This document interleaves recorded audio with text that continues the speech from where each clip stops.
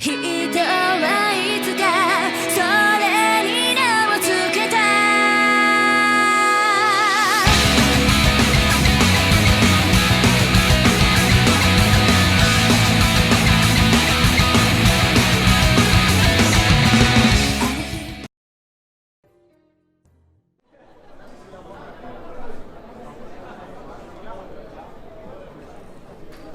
Oh my, Ratana.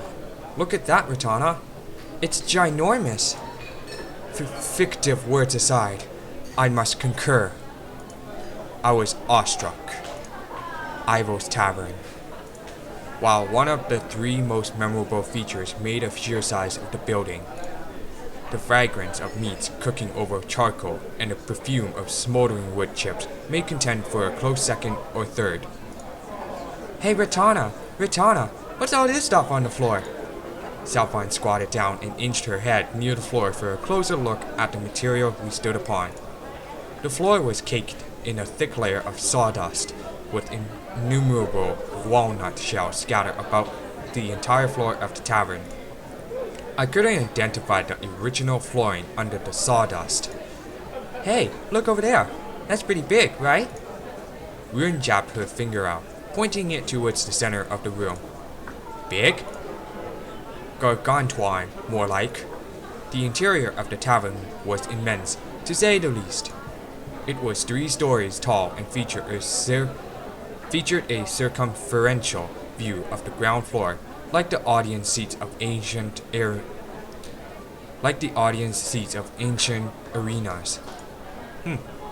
In the center of the tavern stood a giant living tree, which a spiral staircase leading up to the 3rd floor was built around, which I can see the background right now. Clearly, the tree was the main focal point during the tavern's designing stage. I just have to ask, Ruin, that tree's real, right? Upon closing inspection, the giant tree shot well beyond the ceiling of the 3rd floor, leading me to presume that the tree's canopy is acting as the tavern's roof. My presumption is supported by the moonlight shooting through the many gaps in tree's canopy. It is indeed. In fact, this tree was always meant to be the heart of Eyvel's Tavern, even through the entire construction phase. It's incredible, Ruin. I'm actually at a loss for words right now. Isn't it incredible, Ratana? I am curious as to how everything underneath the canopy manages to remain dry during a rainstorm. The walls were lined with cask upon cask of ale and brew, all stacked atop each other. If there were ever to stack them all in a single column, it'd shoot straight out of the tree canopy. Do those walls of casks serve a purpose or something? I'm at an utter loss. Nothing in this tavern makes sense to me, at least. You could say that it's one of Kadia's main attractions. Those casks aren't just for decoration, they're here to be filled and sold. You see, Eyvel's Tavern is responsible for 60% of all alcohol production in Sector 3. So, Eyvel's is a brewery? Yes, those walls of casks separate the brewery from the tavern, keeping everything nice and neat. Interesting.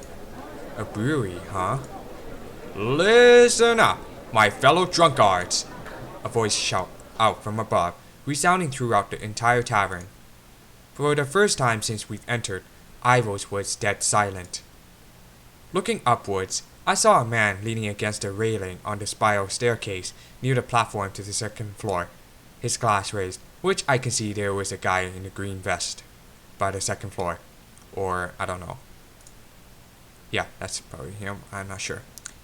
I got down from the good old grind today, and good riddance! I'll never have to look at the boss man's ugly mug ever again. This calls for a celebration, my fellows. Drinks! Drinks all around. Good old Hertzwan's gonna put a drink in all of your glasses. The joyous commotion that filled the room following the gentleman's offer was unbearably loud.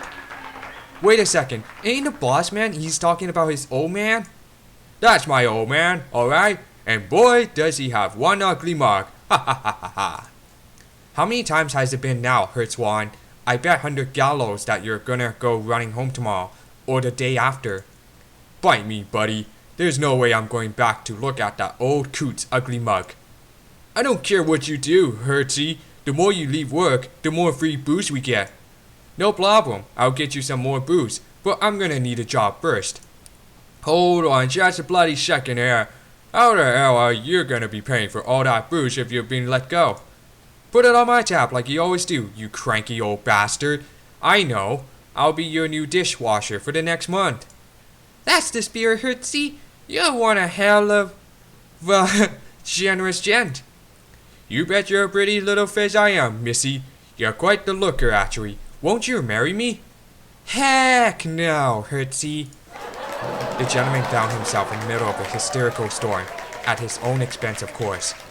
Ah, to heck with marriage. Bottoms up, everyone. My, does he enjoy overstressing everything he says? But his hearty shout inspire everyone in the room, of age or underage, to drink to his misery. Eyvel's Tavern really is overwhelming. I did mention that before, didn't I? The crowd here can be a little restless, so if this sort of restaurant doesn't sit well with you too, then... Agreed. I'm already accustomed to the hustle and bustle of this tavern, but I don't know how receptive Selfine is to this display of crassness. Well, I can see her eyes are now stars. I'd rather be on the safe side and find a quieter place to eat. I love it! You do? Uh-oh. Selfine's got that spectacular sparkle in her eyes again. Ratana, can we please eat here? I love how unique and fun the people of this tavern are. But, my lady, if anything were to happen to you here, Waiter, Mr. Waiter, could we please get a table for 3?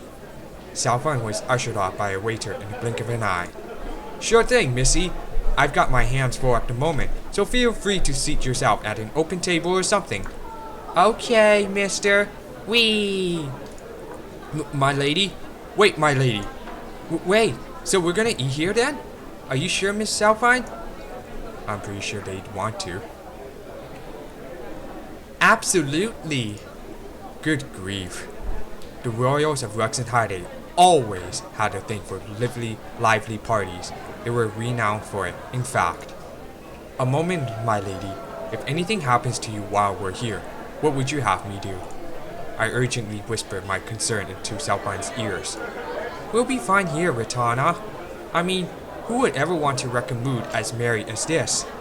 Anyone could ruin the mood. You know me, Ratana. I love cheery crowds and festive atmospheres. Just relax. King Valhalla's rosy red apple doesn't fall very far from the royal tree. He didn't enjoy distinguishing himself from the people he ruled over either. He loved his people, and the people, him. King Valhalla's love was always evident.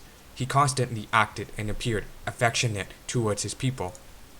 However, genuine King Valhalla's feelings were, it may have very well been a face he wore in public.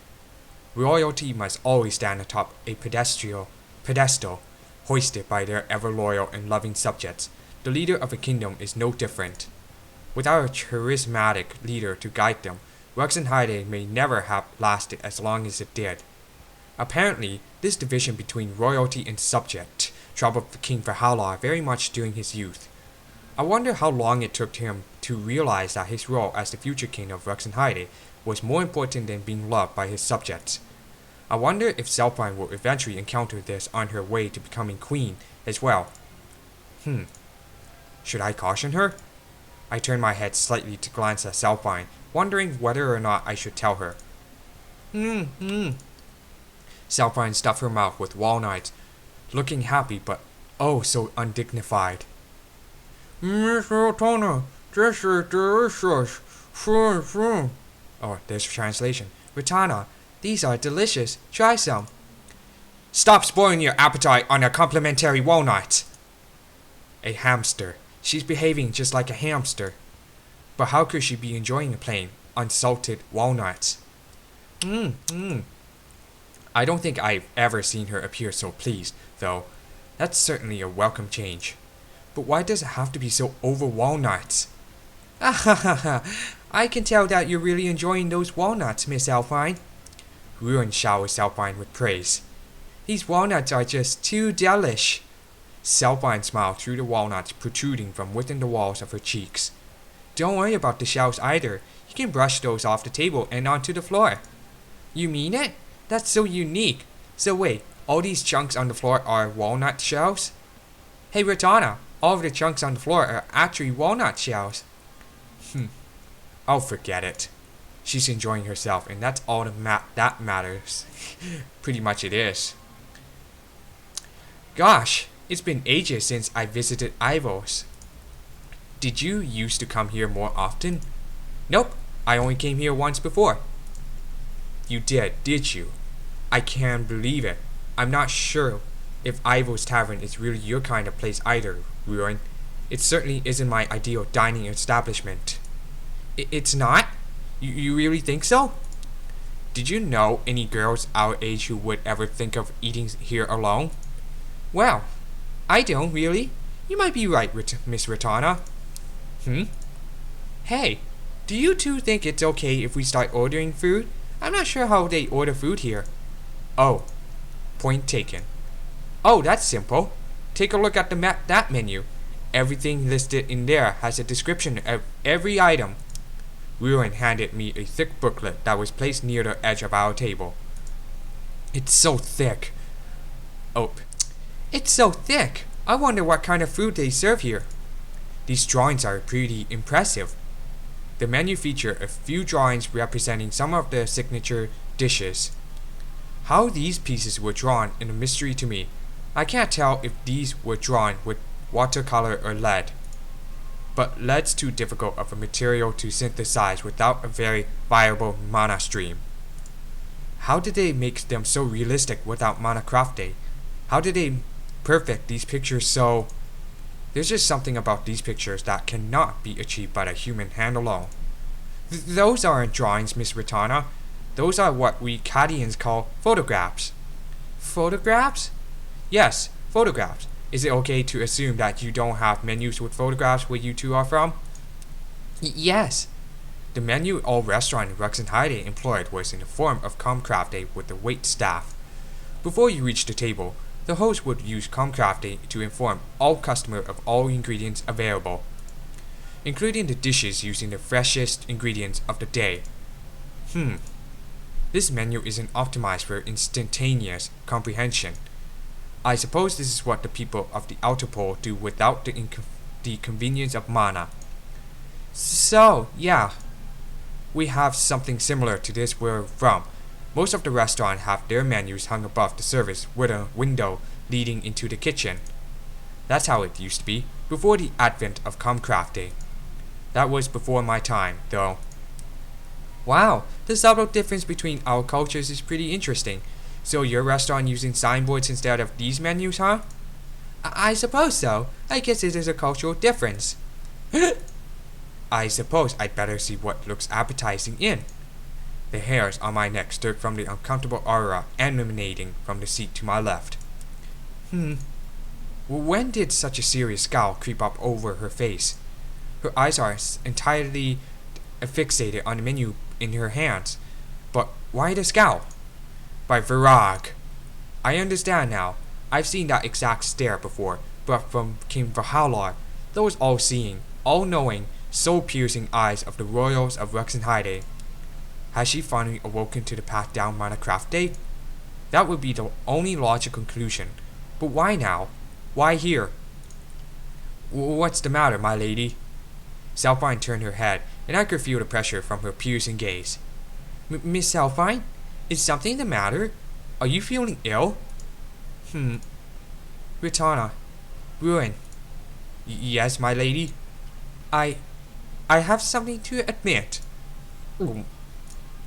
I can't read this menu. That was the other illogical conclusion I didn't bother to consider. We relied countlessly on Ruin to be able to get around town, but it's obvious that we forgot about our illiteracy in the script of Kadia. Erratum only translates spoken languages, it doesn't extend to written communication. So fine. Yes? If you had a question about the menu, I could read it out loud for you, okay? So, there's no need for that scary scowl again. Oh, okay. Thank you, Ruin. I don't think Salpine's even aware of the impression her scary scowl left on Ruin. Tears are running down her flushed, pallid features. Of course. And that's some nice art looking right here. Can I get everything? You may not, obviously. But everything looks so good on the menu. I don't want to pick just one thing. And that's grounds for gluttony. Corpulence, my lady. Don't be so dramatic, Ratana. I won't blow up from just a little bit of everything. That's no excuse to knowingly indulge in excess. But Ratana, take a look for yourself.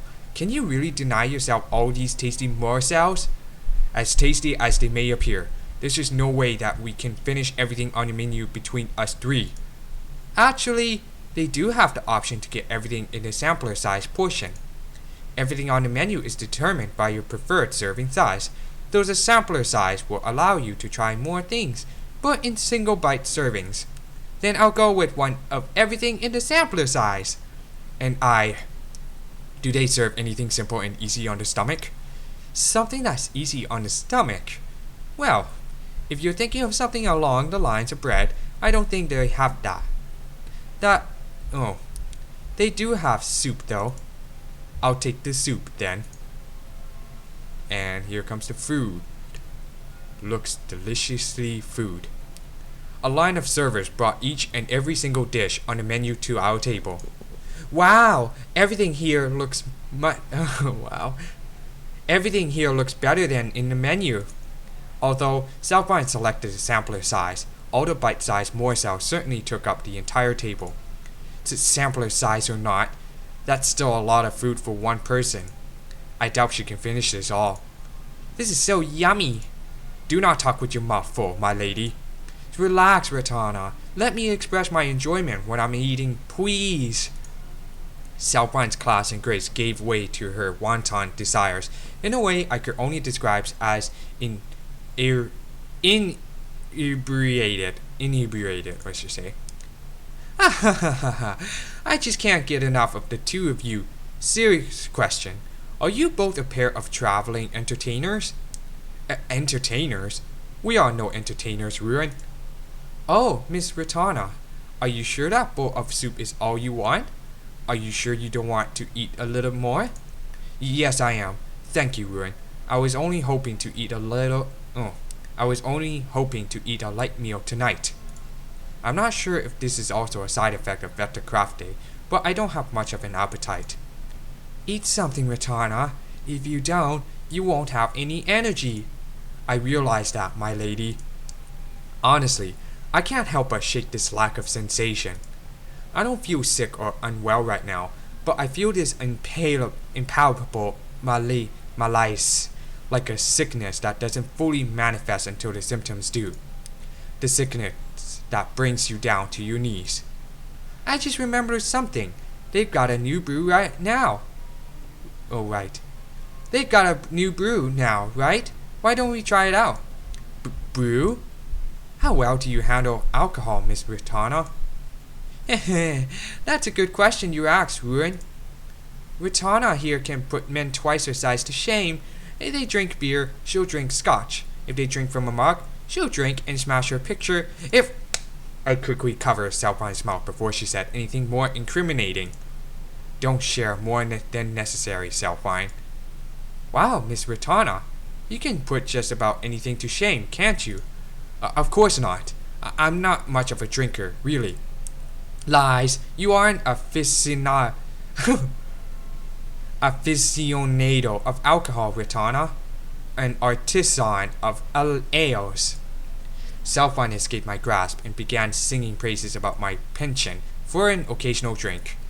My lady, please lower your voice. Well, we have our answer then. Let's get 3 of the new brew. As they say at Eyvel's, a hearty brew and hot ale will make the miserable merry. Let's make you merry, Miss Ratana. There's nothing that a little alcohol from Eyvel's can't fix. Besides, It's always fun to drink with good company. I've always wanted company to drink with too. Do I dare take to the drink during the performance of my duties? Excuse me, Mr. Waiter, can we get 2 mugs of the new brew? My lady, are you not drinking? Were you not the were you not the one who suggested that we all drink? You're sly, Salfine. Very sly. And I'll get a pomegranate juice. Sure thing, missy. And they got a beer. And pomegranate. Within 10 seconds of returning to the bar, the waiter filled a large glass pitcher with the mysterious brew, a glass of pomegranate juice, and returned to our table. So, we're starting off the evening with a few brews already, missies. That's a first for me. Their new brews tend to sell out pretty fast, but I guess we did come in a little earlier than most people. We better drink this before we decide to order any more. That's right, missy. That brew there is nice and ice cold now, and it's all thanks to a new freezer unit we just received recently. Really? Awesome! I say we toast to our new friendship. Agreed. Oh, they have a drink. We raised our glasses and clinked one another's. That's delicious. I would even say robust. There were a few brewmasters in Ruxenheide who could make an ale so alluring to my palate. Color me surprised. I'm so glad you like it, Miss Ritana. I think this is the first time I've seen you look so happy and relaxed all day. It is? Have I? Have I appeared so austere all day? I'll say, you've been acting so serious since this morning. I was unaware of this. I felt nothing else except the weight of exhaustion wear on me. That was so yummy. Ditto. For some reason, I have more of an appetite than I thought I did before. Is this ale enchanted? Now that we're finished here, let's pay and be on our way. What the? That sounded like glassware being shattered, and it came from within the tavern. Eek! What's going on over there? Do not move from this table. Stay here and wait for me to return. I leapt from my seat and dashed towards the source of the shattering glass. Who could it be? You better put your money where your mouth is. A man keeps his word till the end, don't he? Fair, a real man can't pay for his own damn drink after mooching off a happy bastard charity, is what I say. It's that Hertzwan fellow from earlier, and he's quarreling with another man that's at least twice his size. You're gonna have to say that again, to my face this time! That giant used his bare fist simultaneously to rend, rupture, and split an entire wooden table in two. That man broke that table in half? A subject! Both of you, stay away. I've been dying to try this body o' mine out on a living, breathing man. What? What's he doing right now? The giant turned to the wall covered by a cask of ale and picked one cask up with a single heave of his hand. And he walked towards Hertzwan. Hey, take it easy now. Take it easy, I say. The giant lifted the cask, which was about as big as his own body, and held it above his head. Is that cask full? It was an odd display to witness. The onlookers who were screaming at the top of their lungs earlier were suddenly silenced by the treading giant. Are you really gonna kill me over your stupid drink? Are you really gonna smash that damn cask over my head over one stupid drink? Indeed, I will. I'm gonna shut your filthy pie hole with this casker. Hold it. What the hell are you two doing? Shut up! While he shouted at Eyvel's proprietor, he used his other hand to throw the stool in front of him. He sent the wood stool flying in a straight, uniform line. Patron scattered to avoid the incoming stool, which eventually made contact with the wall, striking it with enough force to penetrate the wall itself. Piss off if you're not dying for an early grave! Ratana! Give me some time. The mana lines. The mana lines around this vicinity are too sparse and dry to siphon mana from. Damn it! I'll have to siphon my own purified mana. I just need a little more time. I initiate the division of a set amount of purified mana to be transformed into equal volumes of Pyro and Terra mana. Proportional division. Incantation interval. Equilibrium. Terra mana. Pyro mana. Materialization. Blade tempering. And reinforcement. Well, I ain't ready to kick the can yet. Think about what you're doing for a second, you big idiot. I have my Transidian. I leapt upwards. Please, let me at least save this tool from his own demise. And prayed to reach him in time. But... You reap what you sow, boy. Let's see you use your filthy mouth after you kiss the cask. A shadow shot out from the side of my eye. What? For a moment, I couldn't tell what exactly happened. Hertuan had vanished from my vision. And his place was, oh shit, to ruin.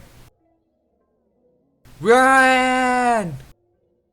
Ruin's body mangled from the impact of the ale-filled cask. This doesn't look like that filthy mouth man.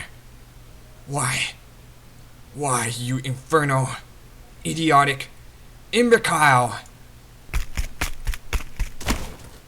I used a nearby table to propel myself back into the air, and with every ounce of my body, I swung my Transidian sword downwards unto the giant. The Transidian sword met little resistance. My execution was effortless. I cut the cask clean into two halves from the midsection, spilling the ale over the giant and the floor beneath him. Ale? How? The giant lost his balance, tripped on the split ale, and fell squarely on his rear. What did you do to me, you filthy... What the... What is that? Oh my god. Looks so badass. His eyes were fixated on the almost ethereal, ghost-like object that was pointed directly at his throat. Is that an invisible sword? This is of little significance. But know that this sword of mine can cut through even steel. By that extension, if I were to lop your head off right now, it would be akin to slicing through a block of butter, one knob per stroke. I'm not in the mood to repeat myself, so listen well. Do not move. You stupid bitch! Who do you think? The giant grit his teeth and spewed vitriol, but he knew that I held his fate within my very hands. Although he would never acknowledge it aloud, his uncontrollable shaking from under my boots said all I wanted to hear. Ruin! My lady, how is she? How is Ruin? Oh no, I need to think of a response. Something natural. Owie? Ruin, are you okay? I'll get you treated in a jiffy, so just wait here. Wait, how can this be? I'm sorry, Miss Alphine, but I'm fine, really. I just tripped over myself, you know. You trip over yourself? What's the matter, my lady? There's not a single mark on Ruin. Come again? That's weird.